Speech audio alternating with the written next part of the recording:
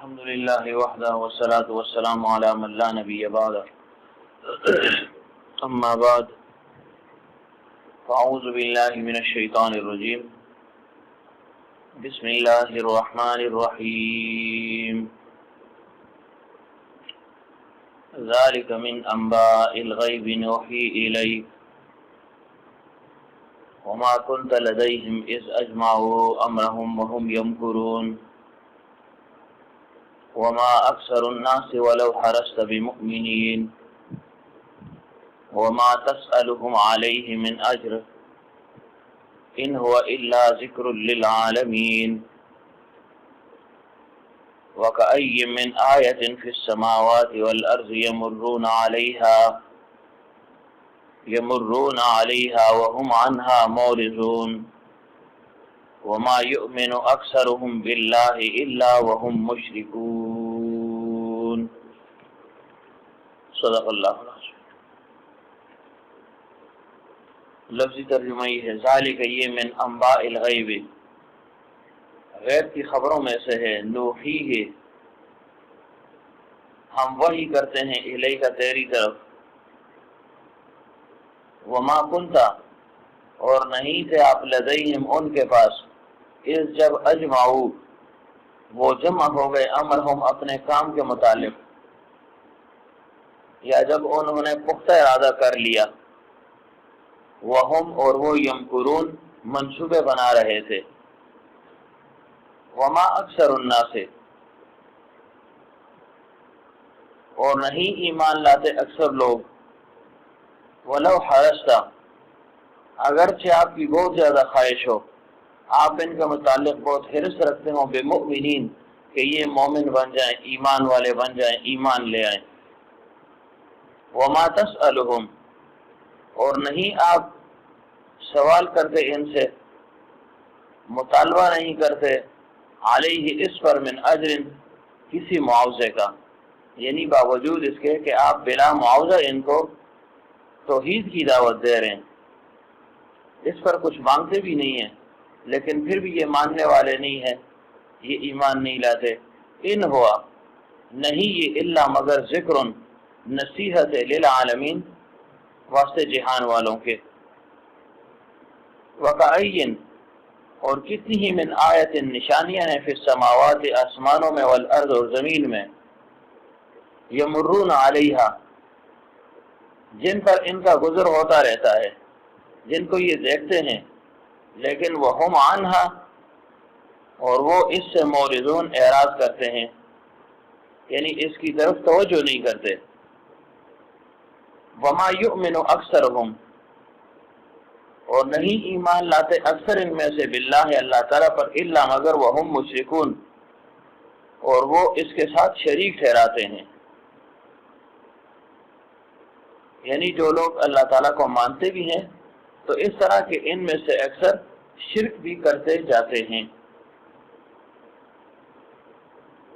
کیسے شرک کرتے ہیں کہ یا اللہ تجھے بھی مانتے ہیں، تیری عبادت کرتے ہیں، تیرے ساتھ کسی کو شریک نہیں ٹھہراتے، ہاں یا اللہ جس کو تو اپنے ساتھ شریک ٹھہرا لے اس کو بھی ہم شریک مانتے ہیں، کہ مالک تو تو ہے، ان کا وہ مالک نہیں، اور تیرے شریک بھی نہیں مگر وہ شریک جس کو تو نے شریک کر لیا، گویا جو معبودان باطن ہیں ان کو بھی ساتھ ملا لیتے ہیں۔ سابقہ درس میں بیان ہوا تھا کہ یوسف علیہ السلام نے اللہ تعالیٰ سے حسن خاتمہ مانگا جو اصلی نعمت ہے انسان کے لیے، اور اللہ تعالیٰ کی نعمتوں کا شکریہ ادا کیا، اور کیا کہا یا اللہ تو نے مجھے بادشاہی عطا فرمائی، مجھے خوابوں کی تعبیر عطا فرمائی، سلطنت چلانے کا طریقہ سکھا دیا، یعنی یہ ساری نعمتیں یا اللہ تو نے مجھے دے دی، تو دنیا میں بھی میرا کارساز رہا ہے، یا اللہ اسی طرح تو میرا آخرت میں بھی کارساز رہے، اور مجھے حالت اسلام میں وفات دے، اور نیکوکاروں کے ساتھ، کاملین کے ساتھ، صلحاء کے ساتھ ان کے ساتھ میرا حشر فرما دے۔ امام قتادہ رحمۃ اللہ علیہ فرماتے ہیں کہ یوسف علیہ السلام کے سوا کسی اور پیغمبر نے اپنی موت کی دعا نہیں کی، لیکن مفسرین فرماتے ہیں کہ یہ بات محل تأمل ہے، یعنی غور و فکر کا ہے کہ آیا یوسف علیہ السلام نے موت کی تمنا کی تھی یا صرف التجا تھی اور عاجزی تھی؟ کہ اگرچہ انبیاء معصوم ہیں، قطعی جنتی ہیں،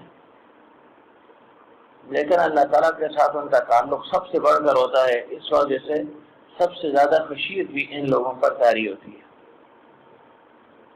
باقی رہا یہ کہ یوسف علیہ السلام کے علاوہ کسی نے دعا نہیں کی، تو فرمایا پیغمبر صلی اللہ علیہ وسلم نے خود دعا فرمائی تھی، اللہم رفیق الاعلی۔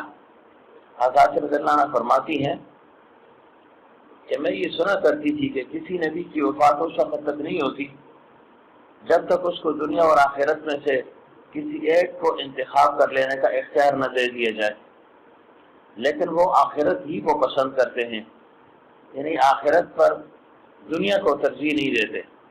اور فرمائے پیغمبر صلی اللہ علیہ وسلم جب بیمار پڑ گئے اور جو حد سے زیادہ بڑھ گیا، تو میں نے خود سنا کہ پیغمبر صلی اللہ علیہ وسلم فرمایا کرتے تھے، مع الذین انعم اللہ من النبیین والصدیقین والشہداء والصالحین وحسن اولئک رفیقا۔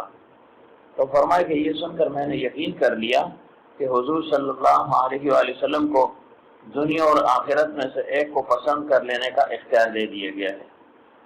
تمہارا موت کی تمنا انسان کر سکتا ہے یا نہیں کر سکتا، اس کے متعلق بھی بالتفصیل اقوال جو ہے وہ ذکر ہو چکے ہیں۔ تو بہرحال یوسف علیہ السلام نے جب تمام دنیاوی معاملات، احوال وغیرہ درست کر لیے، اور پھر اس کے بعد خاص طور سے یعقوب علیہ السلام کو خواب میں بھی دیکھ لیا کہ جنہوں نے یہ فرمایا تھا کہ اے یوسف بہت مدت ہوئی تو نے ہمیں یاد نہیں کیا، یعنی تمہاری یاد ہمیں ستا رہی ہے، کیا تو ہمارے پاس نہیں آتا؟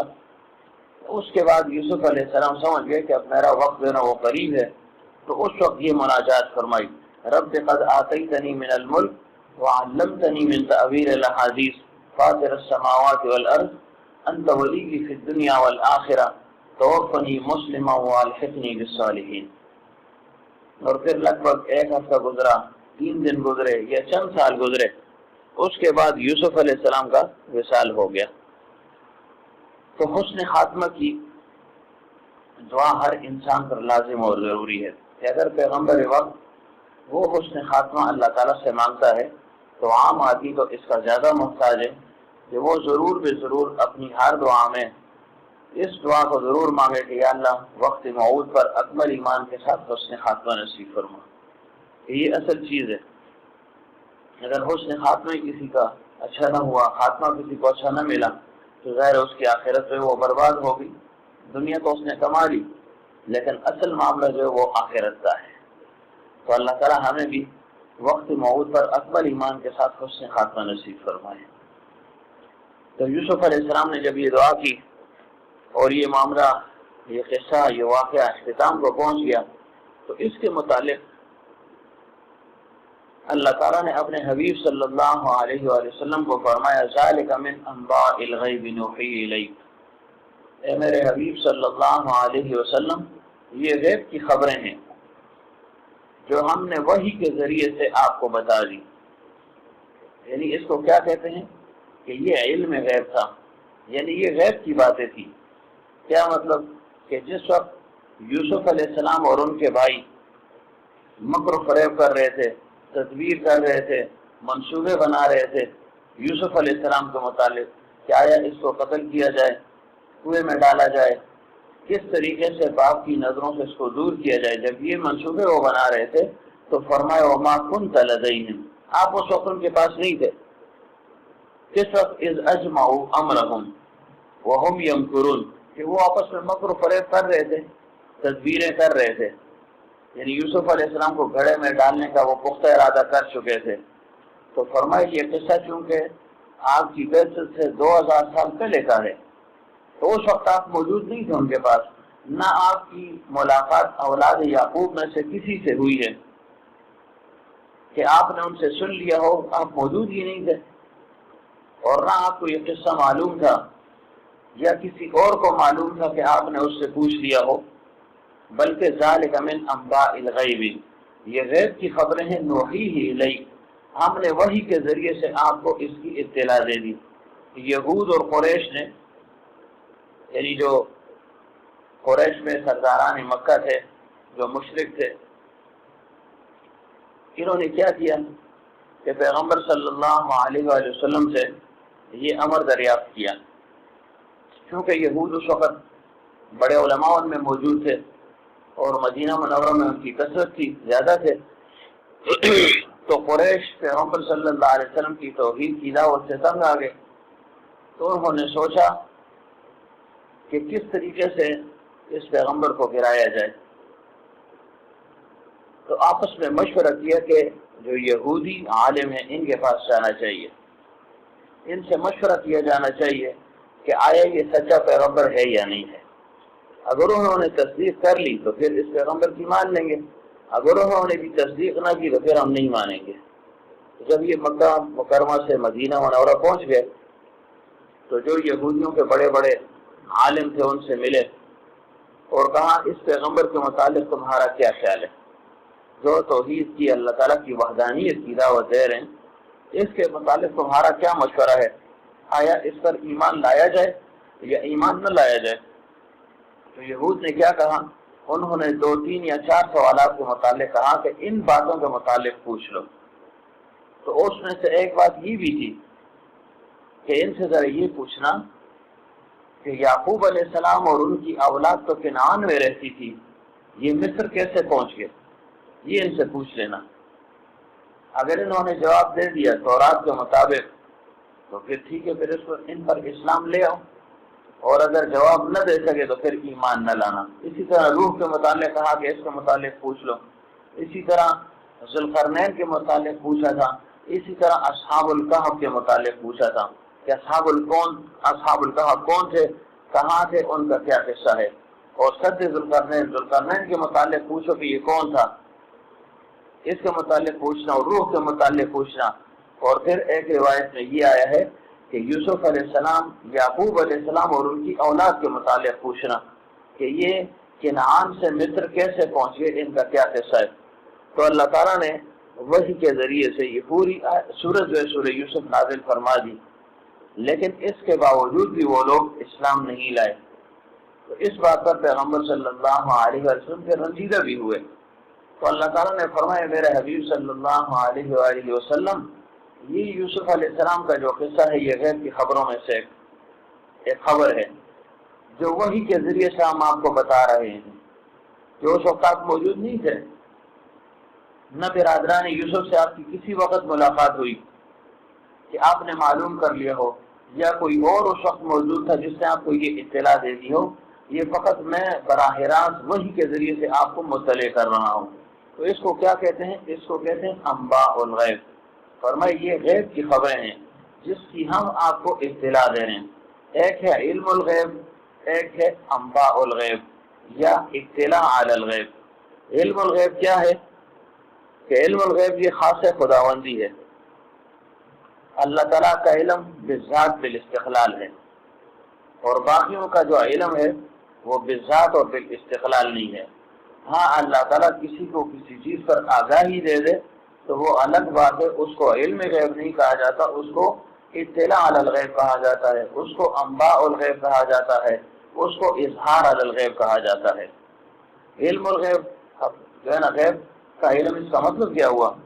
یعنی وہ چیزیں جو انسان سے پردہ غیب میں ہیں وہ اللہ تعالیٰ کے سامنے بالکل واضح ہیں اور ظاہر ہیں، اس کو علم غیب کہتے ہیں۔ یعنی اللہ تعالیٰ سے کوئی چیز چھپی ہوئی نہیں ہے، ان اللہ لا یخفی علیہ شیء فی الارض ولا فی السماء، یعنی اللہ سے تو کوئی چیز بھی پردہ غیب میں نہیں ہے، کوئی چیز مخفی نہیں ہے۔ پھر مطلب کیا ہوا؟ یعنی جو چیز انسان سے پردہ غیب میں ہے، انسان کو معلوم نہیں، وہ اللہ تعالیٰ کے سامنے ظاہر ہے۔ تو اس معنی میں عام فہم انداز میں سمجھانے کے لیے فرمائے کہ یہ علم غیب ہے۔ ورنہ اللہ تعالیٰ کی ذات ایسی نہیں ہے کہ وہ تحری کرے، کوشش کرے ایک چیز کو نکالے اور پھر اس کے بعد اس کی اطلاع دے دے. نہیں، جو چیز انسان سے پردے غیب میں ہے وہ اللہ تعالیٰ کے سامنے بالکل واضح ہے، اس کو علم غیب کہتے ہیں. اور دوسری چیز کیا ہے جس کا یہاں ذکر ہوا، اس کو انباء الغیب کہتے ہیں، اس کو اطلاع علی الغیب کہتے ہیں، اس کو اظہار علی الغیب کہتے ہیں. اور یہ غیر اللہ کے لیے بھی ثابت ہے، یعنی اللہ تعالیٰ کے سوا انبیاء کے لیے، اولیاء کے لیے، حتیٰ کہ جو بہائم وغیرہ ہیں ان کے لیے بھی یہ چیز ثابت ہے. لیکن اس کو اطلاع علی الغیب کہیں گے، اس کو علم غیب نہیں کہیں گے، کیونکہ علم غیب یہ خاص خداوندی ہے. پیغمبر صلی اللہ علیہ وسلم کے متعلق یا انبیاء کے متعلق یہ کہنا کہ وہ عالم الغیب تھے، تو یہ بات جو ہے نا جائز نہیں ہے، کیونکہ بہت سے امور ایسے ہیں کہ جس کی اطلاع پیغمبر صلی اللہ علیہ وسلم کو نہیں تھی.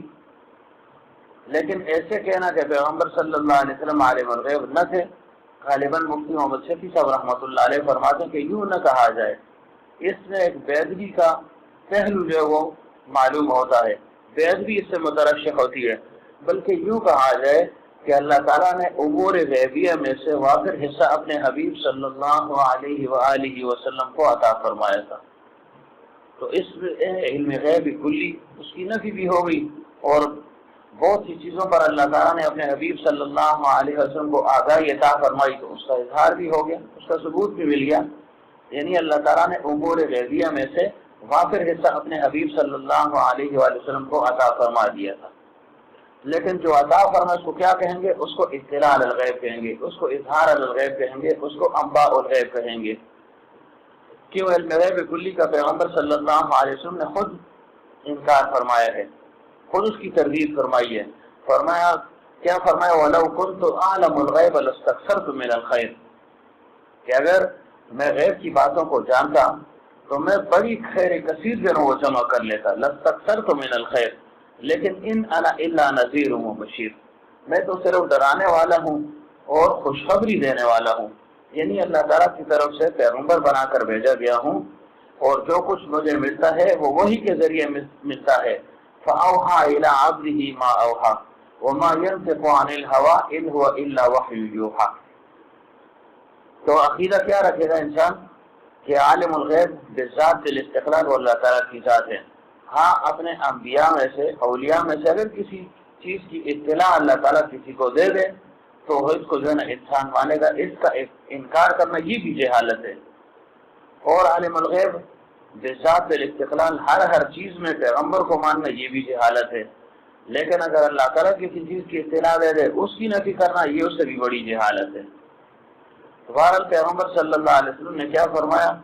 ما کان اللہ لیطلعکم علی الغیب ولکن اللہ یجتبی من رسلہ من یشاء، کہ اللہ تعالیٰ ان غیب کے امور پر کسی کو اطلاع نہیں دیتا، لیکن ولکن اللہ یجتبی من رسلہ من یشاء، ہاں اللہ تعالیٰ جس کو چاہے اپنے پیغمبروں میں سے اس کے لیے یہ چیز ہے واضح کر دے، ظاہر کر دے.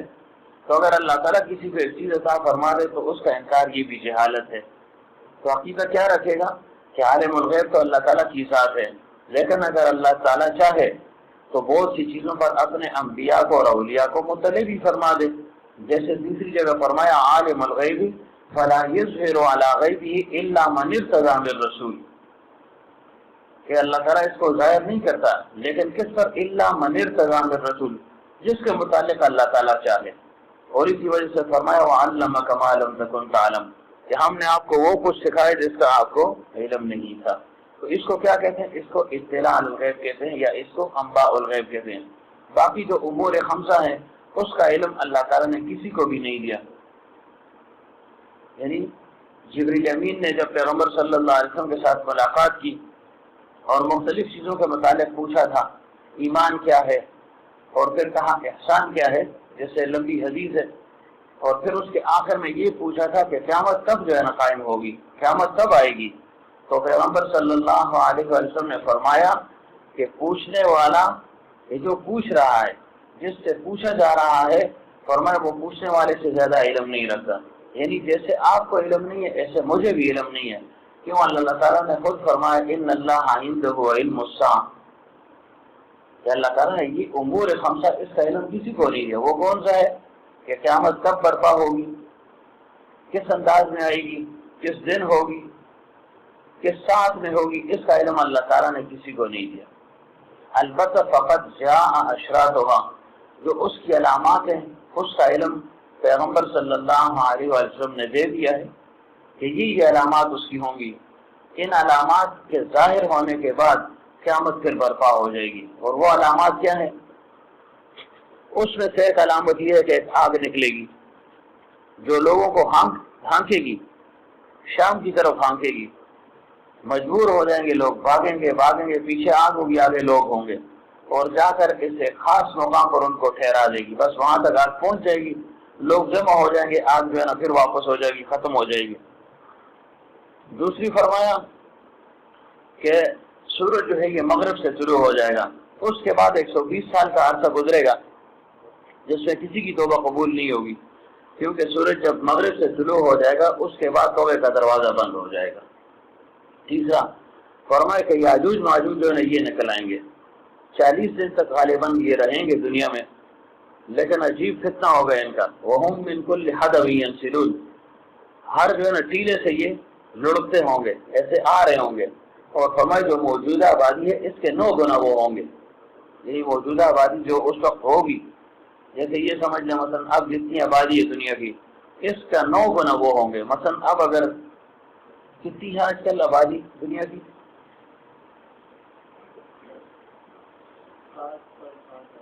7 ارب ہوگی، تو وہ کتنے ہوں گے؟ 63 ارب ہوں گے، یعنی 9 گنا اس سے زیادہ ہوں گے، اور کوئی ان سے جو ہے نا بچ کر نہیں جا سکے گا، بچ نہیں سکے گا۔ گھروں میں جو محشور ہو گئے بچ جائیں گے۔ عیسیٰ علیہ السلام اس وقت موجود ہوں گے، وہ بڑے پہاڑوں پر جو ہے نا وہ چڑھ جائیں گے، ساتھ ان کے جو حواریین ہیں پہاڑوں پر چڑھ جائیں گے، اس کے فتنے سے جو ہے نا اپنے آپ کو بچائیں گے۔ پھر اللہ تعالیٰ ان پر ایک بیماری کو مسلط کر دے گا، اور فوراً جو ہے نا ایک ہی دن میں ہزاروں کے ساتھ یہ مرتے رہیں گے، پھر جو ہے نا ختم ہو جائیں گے، اور پھر ان کی لاشوں کو پانی میں جو ہے نا بہا دیا جائے گا، یا تیز بارش آ جائے گی جس سے ان کی لاشیں جو ہے نا وہ بہہ جائیں گی، اور بدبو وغیرہ سب کچھ ختم ہو جائے گی۔ تو یہ ایک علامت ہے۔ پیغمبر صلی اللہ علیہ وسلم نے فرمایا کہ یاجوج ماجوج وہ سد ذوالقرنین کے پیچھے جو ہے نا بند ہیں۔ ذوالقرنین نے دیوار جو ہے نا ان کے لیے بنا دی۔ لوگوں نے کہا ہم یاجوج ماجوج سے تنگ آ گئے ہیں، تو انہوں نے کیا کہا کہ آ جاؤ جو ہے نا میرے ساتھ کام کرو۔ ایک بڑی دیوار بنائی، اور پھر اس پر جو ہے نا شیشہ وغیرہ پگھلا کر ڈال دیا، تاکہ کسی طریقے سے اس دیوار کو توڑ کر یہ باہر نہ نکل آئیں۔ اور پیغمبر صلی اللہ علیہ وسلم ایک دفعہ حیرت کے عالم میں باہر تشریف لائے اور فرمایا سبحان اللہ سبحان اللہ، اور آنکھیں مبارک جو ہے وہ سرخ تھی، اور فرمایا کہ وہ جو ذوالقرنین نے جو دیوار بنائی تھی اس میں یاجوج ماجوج نے اتنا سوراخ کر لیا، ایسے اپنی ہتھیلی مبارک کی طرف اشارہ فرمایا، یعنی مطلب کیا تھا کہ اب جو ہے نا قرب قیامت ہے، قیامت جو ہے نا اب وہ قریب ہے۔ تو فرمایا کہ روزانہ یہ اس دیوار کو چاٹتے ہیں، توڑتے ہیں، چاٹتے ہیں، اور تھوڑی سی رہ جاتی ہے، اور یہ کیا کہتے ہیں کہ بس صبح جو ہے نا ہم اس دیوار کو گرا کر ان لوگوں پر چڑھائی کریں گے، چھوڑیں گے نہیں ان لوگوں کو۔ لیکن خدا کی قدرت جب صبح ہو جاتی ہے وہ دیوار پھر جو ہے نا اپنی جگہ تک پہنچ جاتی ہے صبح ہونے سے پہلے پھر یہ جو ہے نا اس کو چاٹتے ہیں، ایسے ہی جو ہے نا روزانہ کہتے ہیں۔ لیکن جب قرب قیامت ہوگا، بالکل قریب ہوگی قیامت، تو اس وقت یہ کیا کہیں گے؟ جب دیوار کو خوب چاٹ لیں گے، تھوڑی سی رہ جائے گی، تو یہ کہیں گے انشاءاللہ کل اس دیوار کو ہم جو ہے نا ختم کر دیں گے، توڑ دیں گے۔ تو انشاءاللہ کی برکت سے وہ دیوار دوبارہ اپنی جگہ پر نہیں جا سکے گی۔ صبح جب یہ اٹھیں گے تھوڑی سی دیوار رہ چکی ہوگی، اس کو ختم کر دیں گے، اور پھر پوری دنیا میں جو ہے نا یہ پھیل جائیں گے۔ ہر چیز کا ذخیرہ ان کے پاس ہوگا، پانی پر ان کا قبضہ ہوگا، کھانے پینے پر ان کا قبضہ ہوگا، اور جو ہے ایک عجیب واویلا ہوگا اور کتنا ہوگا۔ تو فرمایا یہ جو ہے نا قیامت کی علامات، فقط جاء اشراطھا، اس کے متعلق پیغمبر صلی اللہ علیہ وسلم نے اطلاع دی ہے۔ اسی طرح فرمایا کہ دجال نکلے گا، دجال نکلے گا جو 40 دن تک لگ بھگ جو ہے دنیا میں رہے گا۔ پہلا دن جو اس کا ہوگا وہ 1 سال کے برابر ہوگا، دوسرا دن 1 مہینے کے برابر ہوگا، تیسرا دن 1 ہفتے کے برابر، اور اس کے بعد جو عام دن ہے ایسے ہی وہ دن بھی جو ہے نا اس کے پورے ہو جائیں گے، لیکن پہلا دن فرمایا 1 سال کے برابر ہوگا۔ اور عجیب و غریب اس کا فتنہ ہوگا کہ جس طرف جائے گا خوارق اس سے بہت سرزد ہوں گے، زمین کے جتنے خزانے وہ اس کے پیچھے خود دوڑیں گے، جہاں جہاں خزانہ ہوگا دفینہ ہوگا، خود بخود وہ دفینے اور خزانے اس کے پیچھے دوڑیں گے، پانی پر اس کا کنٹرول ہوگا، کھانے پینے پر اس کا کنٹرول ہوگا، اور خوارج کیسے سرپرست ہوں گے، مردوں کو زندہ کرے گا، وہ لوگوں کو مارے گا بھی، اور جو مر چکے ہیں ان کو زندہ بھی کرے گا۔ ماں کی صورت میں کوئی کہ میری ماں کو زندہ کر دو، تو وہ کہے گا تمہاری ماں کو زندہ کر تم ایمان لاؤ گے یا نہیں؟ وہ کہے گا بالکل، میری ماں کو زندہ کر دو، میں جو ہے ایمان لے آؤں گا، یعنی تم پر ایمان لے آؤں گا۔ تو وہ ان کی ماں کو زندہ کر لیتا۔ شیطان اس کے ساتھ ہے، شیطان اپنے شترنگڑوں میں سے کسی کو مقرر کر دے گا، وہ اس کی ماں کی شکل اختیار کر لے گا یا باپ کی شکل اختیار کر لے گا، ایسے جو ہے یہ فتنہ برپا ہوگا۔ البتہ پیغمبر صلی اللہ علیہ وسلم نے فرمایا کہ دجال پوری دنیا کا چکر لگائے گا لیکن مدینہ منورہ میں داخل نہیں ہو سکے گا، اور پیغمبر صلی اللہ علیہ وسلم نے فرمایا کہ طاعون اور دجال یہ مدینہ منورہ میں داخل نہیں ہو سکتے۔ طاعون جو خاص مرض ہے، فرمایا یہ جو ہے نا مدینہ منورہ میں داخل نہیں ہو سکتے۔ اللہ تعالیٰ نے فرشتوں کو مقرر کیا ہوگا جو حدود مدینہ کے باہر ہوں گے، جو اس کو جو ہے نا بگا دیں گے، مار کر اس کو بگا دیں گے، اس کو یہ قدرت حاصل نہیں ہوگی، کیونکہ اللہ تعالیٰ کی طرف سے آزمائش بھی ہوگی تو ایک زلزلہ آئے گا۔ جو کمزور ایمان والے لوگ ہوں گے تو وہ فوراً باہر نکل جائیں گے اور اس کی گرفت میں آ جائیں گے، اور جو کامل الایمان ہوں گے وہ وہیں پر جو ہے نا رہ جائیں گے، اللہ تعالیٰ ان کی حفاظت فرما دے گا۔ تو فرمایا دجال نکلے گا، یہ ایک علامت بتا دی پیغمبر صلی اللہ علیہ وسلم نے۔ تو یہ 5-6 علامات ہیں کہ جس کے متعلق پیغمبر صلی اللہ علیہ وسلم نے اطلاع دے دی، باقی وہ خاص گھڑی کون سی ہوگی اس کا علم جو ہے نا اللہ تعالیٰ نے کسی کو نہیں دیا، یعنی یہ امور 5 ہیں۔ اور دوسرا کیا، وہ ينزل الغیث، بارش کب ہوگی، کہاں ہوگی، کس طرح ہوگی، اس کا علم اللہ تعالیٰ نے براہ راست کسی کو نہیں دیا۔ حالات کے ذریعے سے اب بتا دیتے اتنی بارش ہوگی جی، ہوگی یا نہیں ہوگی، بلکہ بعض اوقات بلکہ اکثر سے نا خبریں غلط بھی ہو جاتی ہیں کہ بارش ہوگی بارش نہیں ہوتی، کہ یہ نہیں ہوگی بارش ہو جاتی ہے۔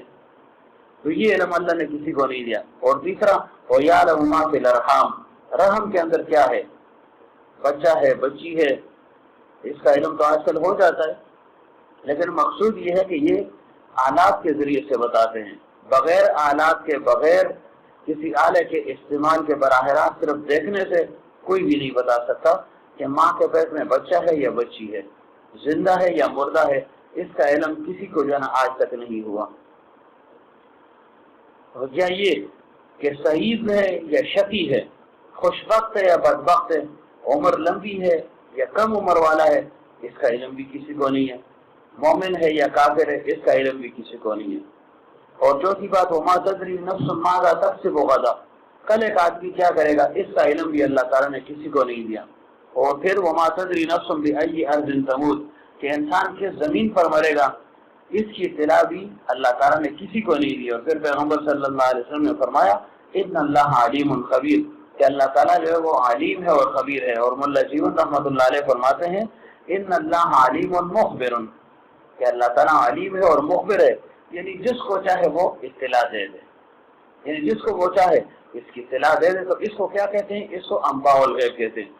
جیسے حافظ ابن حجر اسقلانی رحمۃ اللہ علیہ کے متعلق آتا ہے کہ ابھی ان کی پیدائش نہیں ہوئی تھی، لیکن اس وقت کے جو اولیاء تھے، علماء ربانیین تھے، انہوں نے یہ پیشن گوئی کی تھی کہ فلاں علاقے میں ایک عورت ہے اور اس کے بطن سے ایک بچہ پیدا ہوگا جو دنیا کو علم سے بھر دے گا۔ اور پھر اس کے بعد حافظ ابن حجر اسقلانی رحمۃ اللہ علیہ کی پیدائش ہوئی، یعنی ابھی وہ پیدا نہیں ہوئے تھے، لیکن پہلے سے اس وقت کے جو اکابر تھے، بزرگ تھے، صوفیاء تھے، انہوں نے اس کی اطلاع دے دی۔ تو اس کو کیا کہتے ہیں، اس کو انباء الغیب کہتے ہیں، کہ اللہ تعالیٰ غیب کی ایک چیز ہے اپنے کسی ولی پر جو ہے وہ ظاہر فرما دے۔ بلکہ پرندے کے لیے بھی ثابت ہے، جیسے دیکھیں ہدہد کے متعلق کہ ہدہد جو ہے نا پانی کو معلوم کر لیتا ہے کہ پانی کہاں پر ہے، کس قسم کا پانی ہے، جاری پانی ہے، کھڑا پانی ہے، کھارا پانی ہے، میٹھا پانی ہے، کس جگہ پر ہے، کس لوکیشن پر ہے۔ ہدہد کو اللہ تعالیٰ نے یہ بصیرت، یہ ادراک عطا فرمایا ہے، وہ پانی بتا دیتا ہے۔ انسان معلوم نہیں کر سکتا لیکن وہ معلوم کر لیتا ہے۔ اسی طرح انسان فرشتوں کو نہیں دیکھ سکتا لیکن مرغ جو وہ فرشتے کو دیکھ لیتا ہے۔ خصوصیت کے ساتھ صبح کے وقت جب اذان دیتا ہے تو اس وقت ایک فرشتہ ہے دیک علیہ السلام اس کو دیکھ لیتا ہے، جب وہ پر پڑھاتا ہے تو دنیا کا جو مرغ ہے یہ بھی اس آواز کو سن لیتا ہے اور یہ بھی اذان شروع کر دیتا ہے۔ اسی طرح گدھے کو دیکھیں، شیطان کو انسان نہیں دیکھ سکتا عام طور پر، لیکن شیطان کو گدھا جو ہے وہ دیکھ لیتا ہے۔ جب یہ ہنہناتا ہے ہر وقت نہیں لیکن بعض اوقات، تو یہ ہنہناہٹ اس کی کس وجہ سے ہوتی ہے کہ یہ شیطان کو دیکھ لیتا ہے، تو یہ جو ہے نا شروع ہو جاتا ہے۔ تو بہرحال پیغمبر صلی اللہ علیہ وسلم کو اللہ تعالیٰ نے علم غیب میں سے واقع حصہ عطا فرمایا تھا، لیکن علم غیب کلی ثابت کرنا یہ جو ہے نا جہالت ہے، کیونکہ بہت سے امور ایسے تھے جس کا علم پیغمبر صلی اللہ علیہ وسلم کو نہ تھا۔ مثلا وہ قوم کا نام میں بھول گیا ہوں کہ جب وہ آئے پیغمبر صلی اللہ علیہ وسلم کے پاس کہ جی ہم ایمان لے آئے ہیں یا ایمان لا چکے ہیں، اور آپ ایسے کریں ہمارے ساتھ کچھ قراء حضرات بھیج دیں تاکہ وہ ہمیں قرآن کی تعلیم دیں گے، قرآن پاک کی تلاوت کریں گے، ناظرہ وغیرہ ہمیں پڑھا دیں گے تاکہ قرآن پاک ہم سیکھ لیں۔ اور اس میں حضرت عاصم رضی اللہ عنہ بھی تھے، جو خاص یعنی قراء حضرات تھے، 70 تھے یا 700 کے قریب تھے، بڑے بڑے جلیل القدر صحابہ تھے، حفاظ تھے، ان کو وہ لے کر چلے گئے، اور پھر انہوں نے غداری کی، رستے میں لوگوں کو بٹھایا ہوا تھا، سب کو انہوں نے شہید کر دیا، حضرت عاصم رضی اللہ عنہ اور باقی سب کو۔ تو اگر پیغمبر صلی اللہ علیہ وسلم کو علم ہوتا کہ یہ دھوکہ دہی کر رہے ہیں، صحابہ کو شہید کر لیں گے، تو یقیناً وہ نہ بھیجتے۔ اسی طرح پیغمبر صلی اللہ علیہ وسلم ایک دفعہ سفر میں تھے کہ حضرت عائشہ رضی اللہ عنہ کا ہار گم ہو گیا، اندھیرا تھا، کسی وجہ سے ہار گم ہو گیا۔ جب سفر کرنے لگے، جب قافلہ اٹھ گیا تو حضرت عائشہ رضی اللہ عنہ نے فرمایا کہ میرا ہار گم ہو چکا ہے۔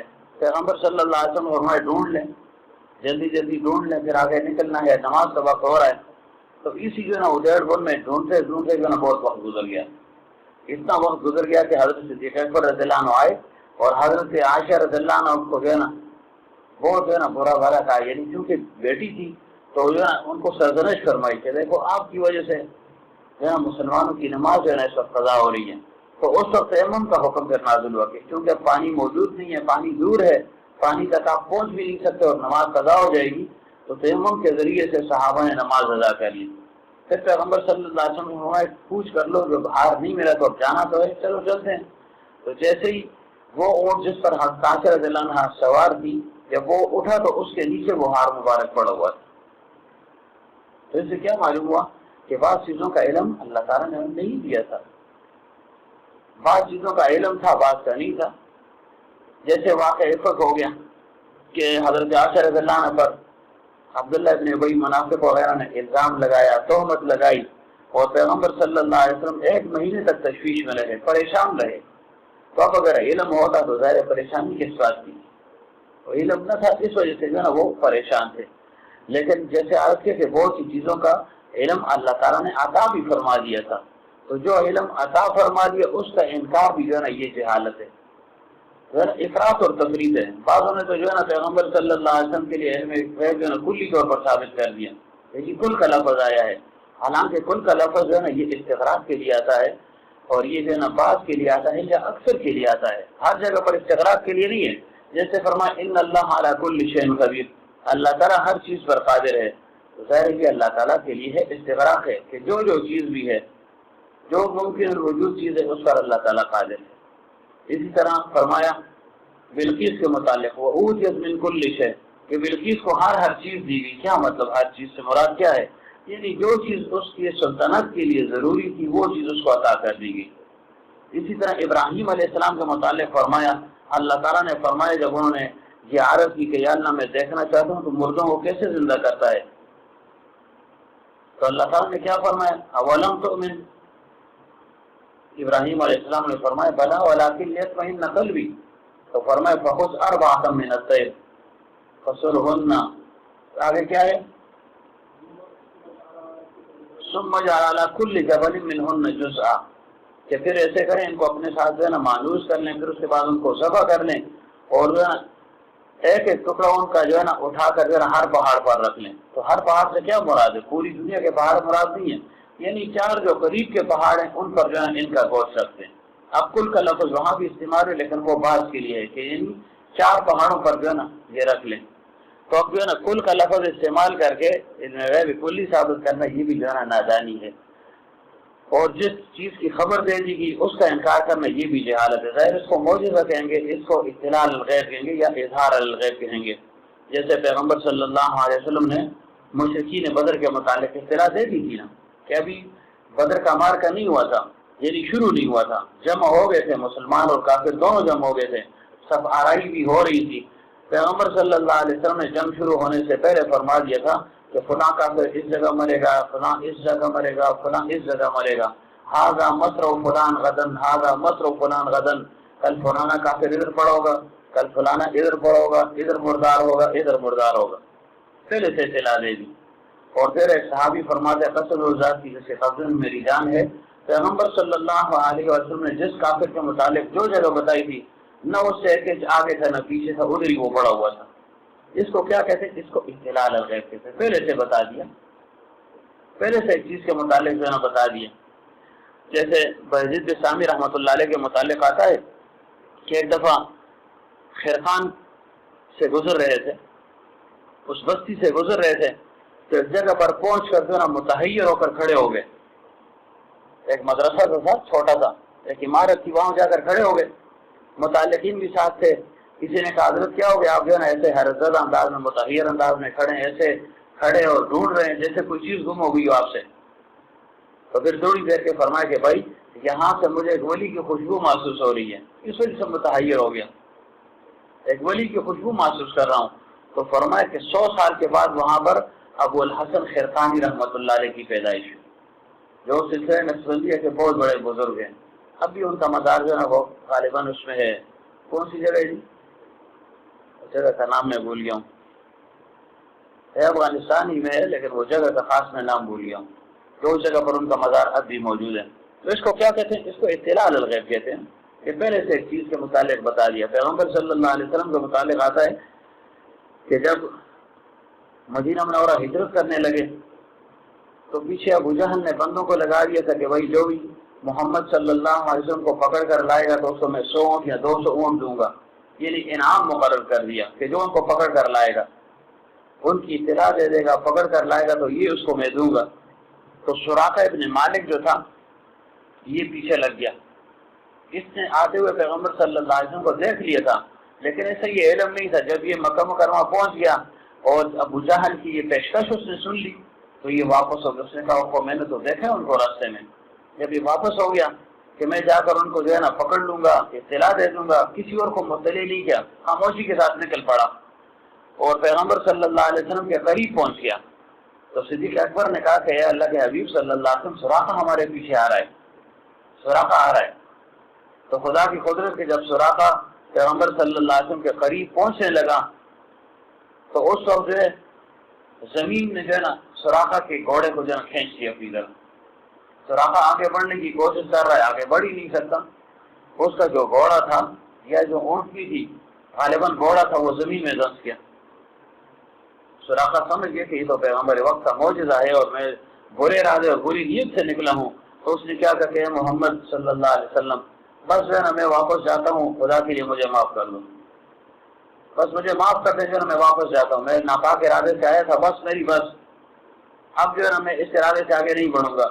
تو پیغمبر صلی اللہ علیہ وسلم نے دعا فرمائی، اس کا گھوڑا زمین سے نکل آیا، پاؤں سے جو ہے نا وہ زمین سے نکل آئے، آزاد ہو گیا۔ اب سراقہ نے بس نہیں کی، دوبارہ اس نے جو ہے نا حملہ کیا، دوبارہ آگے بڑھنے لگا، خدا کی قدرت پھر جو ہے نا اس کا گھوڑا زمین میں دھنس گیا۔ حتیٰ کہ تیسری دفعہ جب یہ ماجرا اس نے دیکھ لیا، 3 دفعہ کے ساتھ یہ ہوا اور ہر دفعہ وہ کہتا بس میری توبہ ہے، تو پیغمبر صلی اللہ علیہ وسلم پھر جو ہے نا ترحم فرماتے، شفقت فرماتے۔ تیسری دفعہ جب وہ سمجھ گیا کہ جو ہے نا اب جو ہے نا خلاصی نہیں ہو سکتی، تو اس نے وعدہ کیا، قسم کھائی کہ جو ہے نا آپ مجھے آزاد کر دیں، دعا کر لیں، بس جو ہے نا میں واپس جا رہا ہوں اور کسی کو اطلاع بھی نہیں دوں گا، میرا اور آپ کے جو ہے نا یہ معاہدہ ہو گیا ہے۔ تو پیغمبر صلی اللہ علیہ وسلم فرمائے کہ ٹھیک ہے، دعا اس کے لیے کر لی۔ جب وہ واپس ہونے لگا، اس سے کہ اس کو اطلاع کہتے ہیں، پہلے سے ایک چیز کی اطلاع دے دی، یا انباء الغیب کہہ دیں یا اظہار الغیب کہہ دیں۔ تو پیغمبر صلی اللہ علیہ وسلم نے فرمایا اے سراقہ، میں تمہارے ہاتھوں میں شاہ کسریٰ کے کنگن دیکھ رہا ہوں اور تمہارے سر پر اس کا تاج دیکھ رہا ہوں۔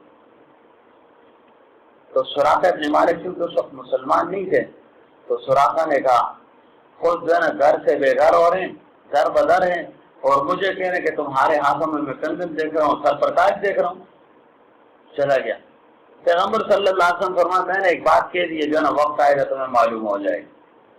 پھر خدا کی قدرت اللہ تعالیٰ نے ان کو توفیق دے دی، مسلمان ہو گئے، ایمان لے آئے۔ تو حضرت عمر رضی اللہ عنہ کے زمانے میں غالباً سعد بن ابی وقاص یا دوسرے صحابی تھے، انہوں نے ایران فتح کر لیا۔ جب فتح ہو گیا تو اس وقت جو گورنر وہاں پر موجود تھا ان کو یہ اطلاع بھیجی کہ قبضہ تو آپ نے کر لیا ہے، فتح آپ کو مل گئی ہے، لیکن ایسے کریں کہ جو سراقہ کا خاص سامان ہے وہ فور میرے پاس جو ہے نا بھیج دیں آپ، یعنی جو اس کا پرسنل اپنا سامان ہے، ذاتی سامان ہے، وہ میرے پاس بھیج دیں۔ وہ کیا تھا کہ وہ کنگن پہنا کرتا تھا اور سر پر جو ہے نا اس کے تاج ہوا کرتا تھا۔ تو حضرت عمر رضی اللہ عنہ نے فرمایا کہ اس کے کنگن، اس کا تاج اور بھی جو چیزیں ہیں خاص وہ فور میرے پاس روانہ کر دی جائیں۔ اور پھر جب وہ پہنچ گئی تو حضرت عمر رضی اللہ عنہ نے دیکھا کہ کنگن تو موجود ہے، تاج موجود نہیں ہے۔ پھر دوبارہ پیغام بھیجا کہ دیکھو ایک چیز تم نے بھیج دی اور ایک چیز نہیں بھیجی، کچھ رہ گیا ہوگا، دوبارہ دیکھو کہ اس خاص سامان میں کیا چیز رہ گئی ہے۔ تو اس وقت جو گورنر تھے انہوں نے دوبارہ جب چھان بین کی تو واقعی وہ تاج نہیں بھیجا تھا، تاج بھی بھیج دیا۔ اس کے بعد حضرت عمر رضی اللہ عنہ نے کیا کیا کہ مدینہ منورہ میں ایک اجتماع منعقد کیا، سب لوگوں کو بلایا، سب کی دعوت کی، جیسے اجتماع ہوتے سب لوگ اکٹھے ہوتے ہیں، سب کو جب اکٹھا کر دیا تو اس کے بعد جو ہے سراقہ کو بلایا، سراقہ ابن مالک رضی اللہ عنہ کو بلایا اور لوگوں سے کہا دیکھو میں نے تمہیں جو ہے نا کیوں جمع کیا، کس مقصد کے لیے جمع کیا؟ کہ جی ہمیں تو علم نہیں ہے۔ کہا میں پیغمبر صلی اللہ علیہ وسلم کی ایک آرزو ہے، خواہش ہے، اس کو جو ہے نا آج عملی جامہ پہنا رہا ہوں، اس لیے تم لوگوں کو میں نے اکٹھا کیا ہے۔ اب کتنا زمانہ گزرا، پیغمبر صلی اللہ علیہ وسلم ہجرت کی 10 سال وہ ہو گئے، پھر اس کے بعد حضرت صدیق اکبر کا جو ہے نا دور گزرا 2 سال وہ ہو گئے، پھر حضرت عمر کا تقریباً لگ بھگ 10-12 سال کا، یہ تقریباً 15-20 سال کا زمانہ گزر گیا تھا۔ اتنا زمانہ یعنی اس میں گزر گیا۔ اور اس کے بعد انہوں نے کیا کہا کہ میں پیغمبر صلی اللہ علیہ وسلم کی ایک خواہش جو ہے نا اس کو پورا کر رہا ہوں۔ لوگوں نے کہا کیا خواہش ہے؟ فرمانے لگے اب تم دیکھ لو گے۔ سراقہ کو بلایا اور کہا ہے سراقہ تمہیں معلوم ہے کہ ہجرت کے دن میں، ہجرت کی رات میں پیغمبر صلی اللہ علیہ وسلم نے تم سے کیا کہا تھا؟ سراقہ ابن مالک نے کہا کہ واقعی مجھے کہا تھا کہ میں تمہارے ہاتھوں میں کنگن اور سب پر تاج دیکھ رہا ہوں، اور اس وقت فرمایا تم نے کیا کہا تھا؟ میں نے یہ کہا تھا کہ خود جو ہے نا کھانے کو نہیں ملتا، پینے کو نہیں ملتا، رہائش کو کچھ نہیں مل رہا، اپنوں نے نکال دیا ہے اور مجھے کہہ رہے ہیں میں کنگن دیکھ رہا ہوں۔ تو فرمائے دیکھو پیغمبر صلی اللہ علیہ وسلم کی وہ پیشن گوئی جو ہے نا آج میں پوری کر رہا ہوں، اور سب کے سامنے ان کے ہاتھوں میں وہ کنگن پہنا دیے اور سر پر جو ہے نا وہ تاج رکھ دیے۔ تو اس کو کیا کہتے ہیں؟ 30 سال پہلے، 20 سال پہلے، 25 سال پہلے پیغمبر صلی اللہ علیہ وسلم نے ایک بات کا فرما دیا اور اس کا جو ہے نا وہ ظہور پھر ہو گیا 20 سال کے بعد۔ تو اس کو کیا کہتے ہیں؟ اس کو اطلاع الغیب کہتے ہیں۔ ظاہر ہے اس کو معجزہ ہے، اطلاع الغیب ہے، اگر اس کا کوئی انکار کرے تو ہو جائے گا نا کہ اللہ تعالیٰ کے جو ہے نا بتلانے سے بھی ایک شخص ہے کہ جی میں نہیں مانتا ہوں، تو اس سے بڑا احمق کون ہوگا؟ اللہ فرماتے ہیں میں جو ہے نا جس کو چاہوں، وَلَٰكِنَّ اللَّهَ يَجْتَبِي مِن رُّسُلِهِ مَن يَشَاءُ، اور إِلَّا مَنِ ارْتَضَىٰ مِن رَّسُولٍ، اللہ خود فرما رہے ہیں کہ کسی کو علم غیب میں نے نہیں دیا، لیکن جب میں دیتا ہوں تو پھر دے دیتا ہوں، جب میں نے دے دیا پھر اس کو مان لو۔ تو بات ایسے بھی ہے کہ اس کے باوجود بھی وہ نہیں مانتے۔ تو اللہ تعالیٰ اسی جہالت سے ہمیں جو ہے نا محفوظ رکھے۔ تو اللہ تعالیٰ نے کیا فرمایا؟ اے میرے حبیب ذالک من انباء الغیب، یہ غیب کی خبریں ہیں۔ جیسے حضرت عمر رضی اللہ عنہ کے متعلق آتا ہے کہ جب حضرت ساریہ کو بھیج دیا انہوں نے، مشہور واقعہ ہے کیونکہ اس کے ساتھ متفق ہے جو ہے نا، اس کے ساتھ اس کا تسلسل ہے، اس وجہ سے بیان کر رہا ہوں کہ ساریہ رضی اللہ عنہ لگے ہوئے تھے، میدان جنگ میں تھے، اور حضرت عمر رضی اللہ عنہ خطبہ دے رہے تھے، جمعے کا خطبہ دے رہے تھے۔ دوران خطبہ کیا فرمایا؟ یا ساریہ الجبل، اے ساریہ پہاڑ کی طرف دیکھو، یا اے ساریہ پہاڑ کی طرف ہو جاؤ، یعنی پیچھے ہو جاؤ، آگے مت بڑھو۔ اب صحابہ حیران تھے کہ دوران خطبہ حضرت عمر رضی اللہ عنہ کس سے مخاطب ہیں؟ ساریہ کا نام کدھر آ گیا؟ وہ تو وہاں میدان جنگ میں لڑ رہا ہے۔ زمانہ گزر گیا، وقت گزرتا گیا، سب نے اپنے پاس یہ وقت جو ہے نا لکھ دیا تھا، نوٹ کر دیا تھا کہ جب وہ ساریہ آئے گا واپس اس سے پوچھیں گے کہ کوئی خاص بات ہوئی ہے، ہمیں جو ہے نا کوئی خاص واقعہ جو رونما ہو وہ سنا دو۔ جب حضرت ساریہ فتحیاب ہو کر واپس آئے تو جتنے بھی کبار صحابہ تھے جو اس وقت موجود تھے حضرت عمر رضی اللہ عنہ کے جمعے کے خطبے میں، وہ سب چلے گئے، حضرت ساریہ کو مبارکباد وغیرہ دی، پھر ان سے کچھ پوچھ پاچھ کی، کہا کہ ایسی کوئی خاص بات جو تم نے جو ہے اس سفر کے دوران اس مارکے کے دوران محسوس کی ہو یا مشاہدہ کیا ہو اس کی ہمیں اطلاع دے دیں۔ تو حضرت ساریہ نے فرمایا کہ ہاں ایک عجیب واقعہ ہوا تھا کہ ہم لڑ رہے تھے کفار کے ساتھ، جمعے کا دن تھا اور ہم کافی حد تک جو ہے نا اپنے دشمن کو مغلوب بھی کر چکے تھے، کافی آگے ہم نکل گئے تھے۔ اچانک میں نے ایک آواز سنی، جب میں نے غور و فکر کیا تو وہ حضرت عمر رضی اللہ عنہ کی آواز، امیر المومنین کی آواز، اور وہ فرما رہے تھے یا ساریہ الجبل کہ اے ساریہ آگے مت بڑھو، پہاڑ کی طرف دیکھو، پیچھے سے دشمن تم پر حملہ آور ہو رہا ہے، یا یہ کہ آگے بڑھو گے تو پیچھے سے دشمن کا حملہ کرنے کا خدشہ بڑھ جائے گا، لہٰذا آگے مت بڑھو اور اس پہاڑ کے ساتھ ساتھ رہو۔ تو کہا کہ یہ آواز جب پہنچی تو میں جو ہے نا فوراً واپس ہو گیا، پلٹ گیا میں، اور اپنے جتنے بھی لشکر والے تھے ان کو میں نے لوٹا دیا کہ بھائی ہمیں خطرہ محسوس ہو رہا ہے، کہیں کفار ہم پر حملہ نہ کر دیں۔ تو انہوں نے پوچھے یہ کون سا وقت، انہوں نے جو تاریخ بتائی، دن بتایا، وقت بتایا، تو صحابہ نے تو وہ وقت اپنے پاس لکھا ہوا تھا کہ ہاں واقعی بھائی ایسے ہی وقت میں حضرت عمر رضی اللہ عنہ نے خطبے کے دوران ممبر سے جو ہے نا یہ فرما دیا تھا۔ اب دیکھیں جو نا غیب کی چیز اللہ تعالیٰ نے ان کے سامنے ظاہر کر دی نا، درمیان سے حجابات اٹھ گئے اور حضرت عمر رضی اللہ عنہ براہ راست ان کو جو ہے نا دیکھ رہے تھے، براہ راست دیکھ رہے تھے۔ پیغمبر صلی اللہ علیہ وسلم مدینہ منورہ میں تشریف فرما تھے، اور کون سا غزوہ موسیٰ تھا کہ جس میں حضرت جعفر رضی اللہ عنہ کو مقرر کیا کہ یہ سپہ سالار ہوگا، پھر اس کے بعد حضرت عبداللہ ابن رواحہ رضی اللہ عنہ کو مقرر کیا کہ یہ ہوگا، اور اس کے بعد کون سا تھا حضرت اسامہ یا کون سے، پھر فرمایا کہ جس پر تمہارا اتفاق ہو جائے اس کو جو ہے نا اپنا امیر مقرر کر لینا۔ تو پیغمبر صلی اللہ علیہ وسلم کے لیے اللہ تعالیٰ نے درمیان سے حجابات اٹھا دیے۔ حضرت جعفر رضی اللہ عنہ کے متعلق جو ہے نا اللہ تعالیٰ نے ان کو دکھا دیا، صحابہ کے ساتھ موجود تھے، بیٹھے ہوئے تھے، اور فرمائے انا للہ و انا الیہ راجعون، آنسو مبارک جاری ہو گئے، فرمائے تمہارا وہ بھائی اور دوست جو ہے حضرت جعفر وہ شہید ہو گیا، اور پھر فرمائے اب جھنڈا جو ہے نا عبداللہ ابن رواحہ کے پاس ہے۔ پھر تھوڑی دیر کے بعد پھر جو ہے نا پیغمبر صلی اللہ علیہ وسلم فرمایا کہ عبداللہ ابن رواحہ بھی جو ہے نا وہ بھی شہید ہو گیا۔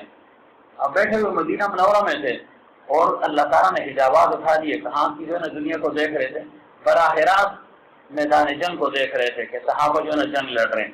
اور پھر فرمایا کہ اب جو ہے نا کس کے پاس ہے کہ جی اب جو ہے نا مسلمانوں کے لشکر کا بڑا کون ہے، رہنما کون ہے، لیڈر کون ہے؟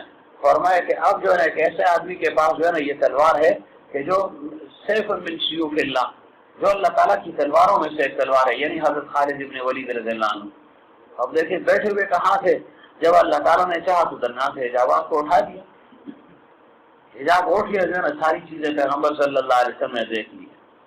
تو اگر ایسی کوئی بات جو ہے نا ظاہر ہو جائے، پہلے لوگ اس چیز کا انکار کرتے تھے کہ جی یہ کیسے ممکن ہے، یہ تو ممکن ہی نہیں ہے کہ ادھر بیٹھا ہو اس کو وہاں کی چیز نظر آ جائے۔ تو اب جو ہے نا جدید سائنس نے یہ ساری چیزیں جو ہے نا آسان کر دی ہیں، ادھر بیٹھا ہوا آدمی ہے آپ کو لندن میں بھی نظر آئے گا، آپ کو امریکہ میں بھی نظر آئے گا، دنیا کے جس کونے میں جائیں گے آپ کو وہاں پر وہ نظر آئے گا، بیٹھا ہوا ادھر ہے لیکن دنیا کے ہر خطے میں آپ کو وہ نظر آئے گا۔ اس وجہ سے حضرت فرمایا کرتے تھے کہ جدید سائنس جو ہے یہ اسلام کی خادم ہے۔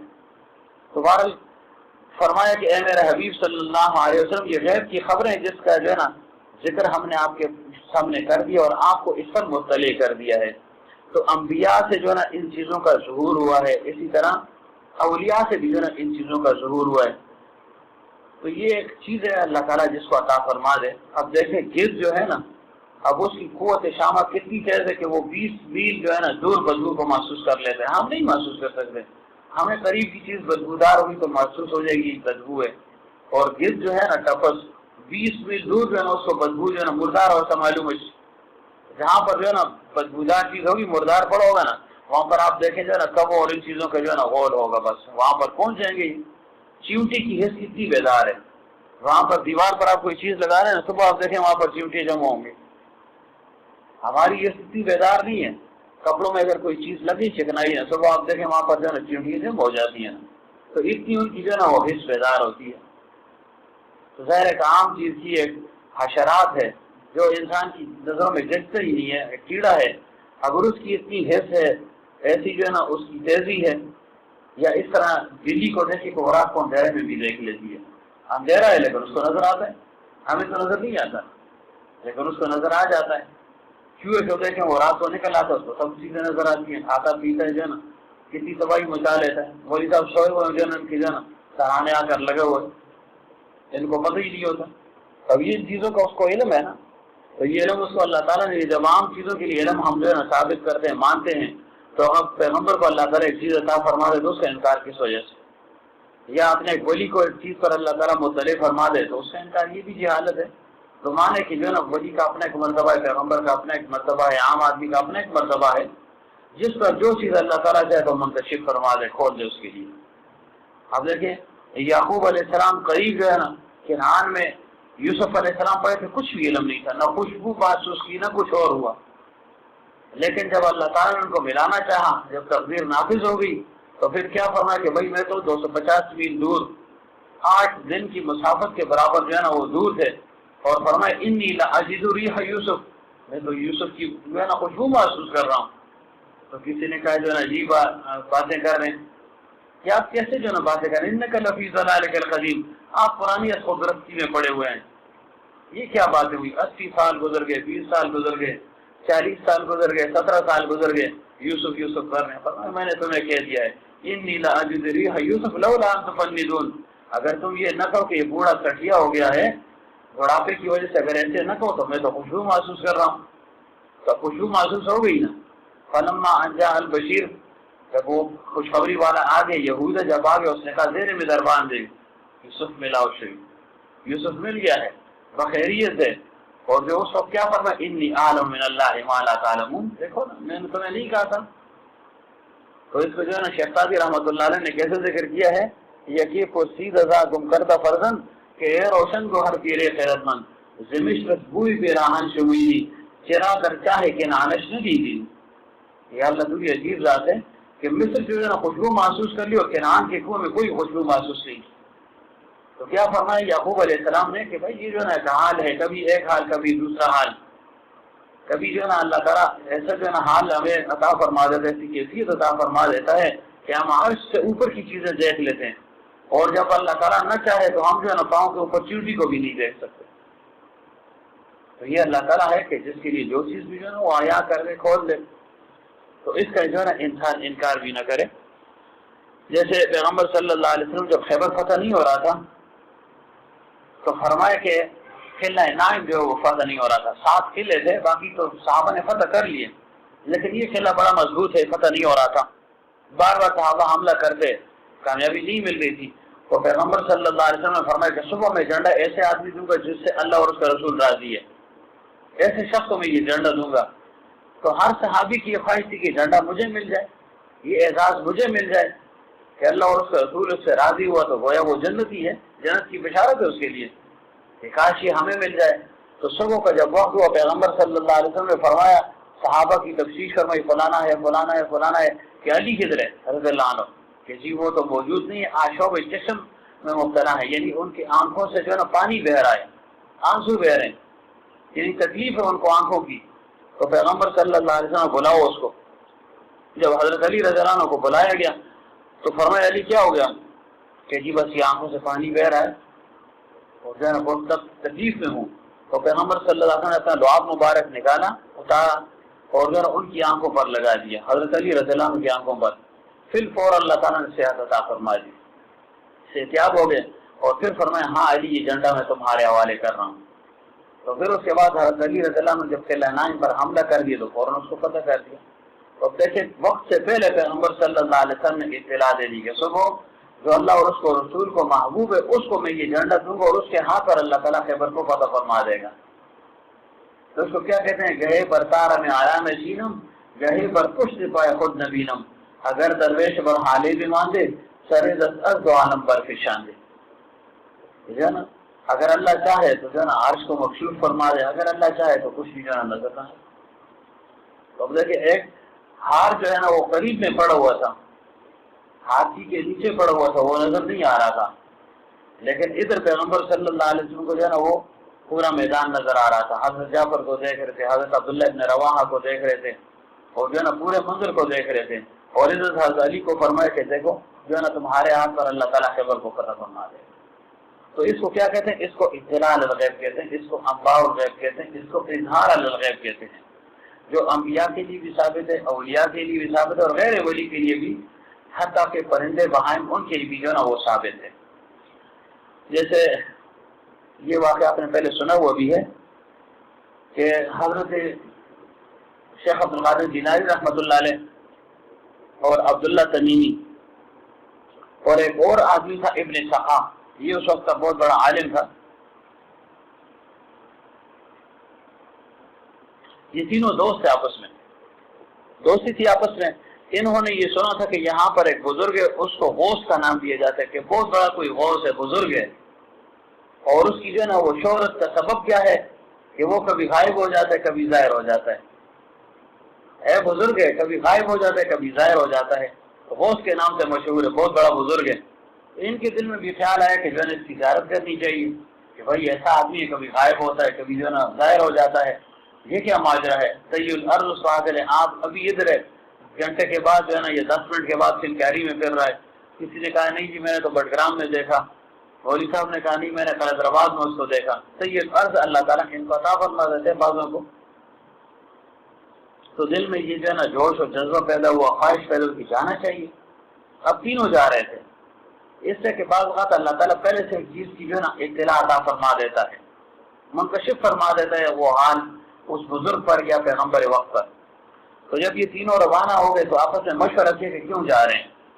تو عبداللہ تمیمی نے کہا میں تو اس لیے جا رہا ہوں، میرے پاس مال نہیں ہے، دولت نہیں ہے، دعا کر لیں گے مالدار ہو جاؤں گا. دوسرے سے کہا تم کیوں جا رہے ہو. ابن سقا نے کہا دیکھو عالم میں ہوں، علم میں نے حاصل کیا ہے، مولوی میں ہوں، جو ہے نا مدرسہ میں نے پڑھا ہے، اتنا وقت میں نے لگایا ہے، محنت مجاہد مشقت میں نے اٹھائی، اور لوگ اس کے پیچھے دوڑ رہے ہیں. پتہ نہیں کیا اس کے پاس رکھا ہوا ہے، مجذوب آدمی ہے، لوگ دوڑے دوڑے جا رہے ہیں. میں جاؤں گا اس سے جو ہے ایسے سوالات کروں گا، اس کی بزرگی کو ختم کر دوں گا. علم کے دام میں تھا نا، یہ علم کا دام بڑا خطرناک ہے. شیخ زکریا رحمۃ اللہ علیہ نے جب مفتی محمد شفیع صاحب رحمۃ اللہ علیہ کا وصال ہوا تو شیخ حضرات تقی عثمانی صاحب دامت برکاتہم اور رفیع عثمانی صاحب دامت برکاتہم ان کو خط لکھا تعزیت نامہ تھا، یعنی تعزیت کی، حضرت کے وصال پر ان سے تعزیت کی، اور پھر فرمایا کہ دیکھو اللہ تعالیٰ نے تمہیں علم عطا فرمایا، لیکن یہ علم کا ناسور بہت جو ہے نا مشکل سے نکلتا ہے. کیا فرمایا؟ علم کا ناسور بہت جو ہے نا مشکل سے نکلتا ہے، اور یہ صاحبزادی کی وہ بڑی دیر سے نکلتی ہے کہ آپ جو ہے نا عالم بھی ہیں، پھر صاحبزادے بھی ہیں، یعنی مفتی صاحب کی اولاد میں بھی ہیں، اور پھر علم بھی ہے آپ کے پاس. تو فرمایا یہ جو ہے نا بڑی مشکل سے یہ چیز نکلتی. کیا مطلب؟ یعنی الزام میں مبتلا نہ ہونا کہ ہمارا باپ مفتی اعظم تھا تو ہم جو ہے نا ایسے بن جائیں گے، نہیں. فرمایا کہ تمہیں جو ہے نا اصلاح کی ضرورت ہے، یہ مراد اور مقصود. تو کیا عرض کر رہا تھا جو ہے نا علم اچھی چیز بھی ہے، لیکن اگر معرفت کے ساتھ نہیں ہوئی تو پھر یہ چیز بن جائے گی. ابن سقا کی یہ نیت تھی اور ارادہ تھا. اور تیسرے جو تھے وہ شیخ عبد القادر جیلانی رحمۃ اللہ علیہ تھے، چھوٹے تھے، جوانی میں تھے. ان سے پوچھا تم کیوں جا رہے ہو. فرمایا کہ اللہ والا ہے، اس کی زیارت ہو جائے گی، بزرگ ہیں، زیارت ہو جائے گی، کچھ سن لیں گے، ہماری آخرت بن جائے گی، عاقبت بن جائے گی، ذریعے بخشش بن جائے گی، نجات کا ذریعہ بن جائے گا. تینوں اس نیت کو لے کر چلے گئے. اس سے کہ جانا اللہ تعالیٰ بعض وقت پہلے سے اطلاع فرما دیتا ہے، مطلع فرما دیتا ہے. خدا کی قدرت جب یہ اس بزرگ کی خانقاہ پہنچے، ابھی اندر داخل نہیں ہوئے تھے، خانقاہ میں جیسے ہی پہنچے ان کی جب بزرگ کی نظر پڑی تینوں پر تو ان کو وہیں پر روک دیا اور کیا کہا، اے عبداللہ. اللہ تعالیٰ نے ان کا نام بھی القاء کر دیا کہ عبداللہ تمیمی تم اس نیت سے آئے ہو کہ تم جو ہے نا فقیر ہو، مفلس ہو، تنگس ہو، اللہ تمہیں مالدار کر دے، اور جاؤ جو ہے نا میں دیکھ رہا ہوں کہ تم مال میں جو ہے نا ان کانوں کی لو تک جو ہے نا ڈوبے ہوئے ہو، اتنا مال تمہیں اللہ تعالیٰ عطا کر دے گا، جاؤ واپس ہو جاؤ. اور ابن سقا سے کیا کہا، ابن سقا تمہارے دل میں یہ سوال ہے، اس کا یہ جواب ہے، یہ تمہارے دل میں سوال ہے، اس کا یہ جواب، یہ سوال، یہ جواب، یہ چیزیں لے کر آئے تھے نا. اب ابن سقا کے پاس جواب ہی نہیں تھا کہ بھائی یہ تو عجیب کام ہو گیا، میں نے دل میں سوالات بنائے تھے، یہ پوچھوں گا، سارے سوال بھی بتا دیے، جواب بھی بتا دیے. اور پھر فرمایا ابن سقا میں تمہارے اس پیشانی میں کفر کے شعلے بڑھتے دیکھ رہا ہوں، میں دیکھ رہا ہوں کہ تم کفر پر مرو گے، جاؤ واپس ہو جاؤ. اور شیخ عبد القادر جیلانی رحمۃ اللہ علیہ سے کیا فرمایا کہ اے بیٹے تم جس چیز سے آئے ہو اللہ تعالیٰ نے وہ بھی مجھے بتا دیا، اس چیز مجھ پر منکشف فرما دی، اور مجھے وہ تمہارا مقام نظر آ رہا ہے کہ جب تم بغداد کے ممبر پر کھڑے ہو کر کہو گے کہ تمام اولیاء میرے سامنے اپنی گردنوں کو جھکا دوں، کیسا مقام اللہ تعالیٰ تمہیں عطا فرمائے گا. اب دیکھیں شیخ عبدالقادر جیلانی رحمۃ اللہ علیہ پر وہ حال آیا، وہ کیفیت بھی جاری ہوئی، وہ وقت بھی آ گیا کہ منبر بغداد پر کھڑے کر کیا فرمایا کہ تمام اولیاء میرے سامنے اپنی گردنوں کو جھکا دیں. تو فرمایا اس وقت معین الدین چشتی اجمیری رحمۃ اللہ علیہ نے شاپور کے پہاڑوں میں بیٹھے ہوئے تھے، ذکر کر رہے تھے، اللہ اللہ کی ضربیں لگا رہے تھے. تو اللہ تعالیٰ نے خرق عادت کے طور پر یہ آواز ان تک سنا دی. جب یہ آواز انہوں نے سنی تو کیا کہا، بل علی عینی و رأسی، کہ سر آنکھوں پر اپنے سر کو جھکا دیا. تو وہ مقام اللہ تعالیٰ نے عطا فرما دیا کس وجہ سے کہ بزرگ جو ہے نا پہلے سے درشن گوئی فرما دی. اور عبداللہ تمیمی کو اللہ تعالیٰ نے اتنی دولت دی کہ وہ سنبھال نہیں سکتا تھا. اور ابن سقا کے ساتھ پھر کیا ہوا، ابن سقا جب واپس گیا بزرگ کی جو ہے نا بددعا تو اس کو لگ گئی. اب اس سے جو ہے نا ظاہر ہو رہا تھا، ظہور ہو رہا تھا. یہ گیا خدا کی قدرت کے پڑوس میں جو ہے نا، اس کے پڑوس میں یا مسجد کے پڑوس میں ایک یہودی عیسائی گھرانہ تھا. ایک عورت پر اس کی نظر پڑ گئی، خوبصورت تھی، دوشیزہ تھی، نوجوان تھی. جیسے اس کی نظر پڑ گئی بس اس کے دل میں اس کی محبت گھر کر گئی، عاشق ہو گیا، لٹو ہو گیا. مولوی صاحب میں تھے عاشق، مولوی صاحب لٹو ہو گیا. ہمارے جو ہے نا شیخ الحدیث صاحب فرمایا گیا لٹو ہو گیا. عبد الرحمٰن اشرفی رحمۃ اللہ علیہ فرمایا گیا لٹو ہو گیا، بات دیجیے، بعد میں مرنا لگے تھے جس سے. تو اس کے والدین کو جو ہے نا اس نے پیغام بھیجا کہ دیکھو تم بھی اہل کتاب ہو، ہم بھی اہل کتاب ہیں.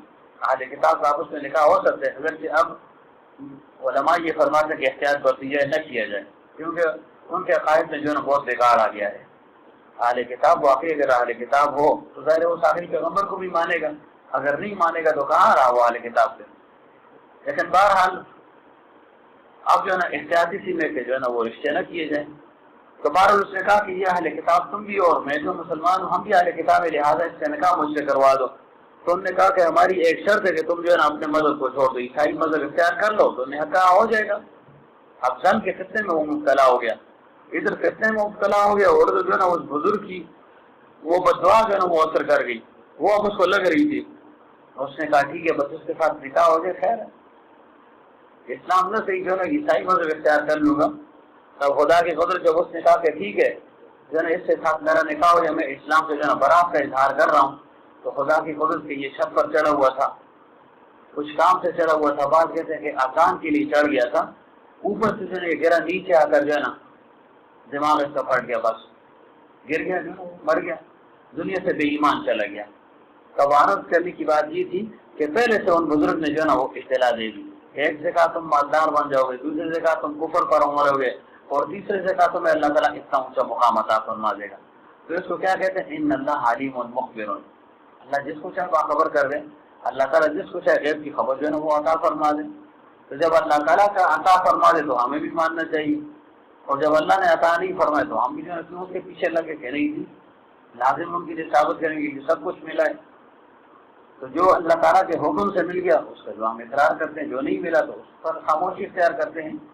تو اللہ تعالیٰ نے کیا فرمایا، ذالک من انباء الغیب، اے میرے حبیب صلی اللہ علیہ وسلم یہ غیب کی خبر ہے جس کا علم آپ کو نہیں تھا. کون سی غیب کی خبر ہے؟ کہ جب یوسف علیہ السلام کے بھائی جو ہے نا تدبیر کر رہے تھے کہ کیسے اس یوسف کو باندھیں، کیسے اس کو کنویں میں پھینکیں، کیسے اس کو الگ کریں، فرمایا کہ یہ تدبیر وہ کر رہے تھے، مگر کر رہے تھے، آپ اس وقت موجود نہیں تھے. تو پیغمبر صلی اللہ علیہ وسلم نے کیونکہ یہود اور قریش نے خواہش بھی کی تھی، ان کی خواہش کے مطابق یوسف علیہ السلام اور یعقوب علیہ السلام اور آل یعقوب کی کنعان سے مصر آنے کی پوری روداد ان کو سنا دی، پوری تفصیل سنا دی. اس کے باوجود بھی وہ اسلام نہیں لائے، وہ مسلمان نہیں ہوئے.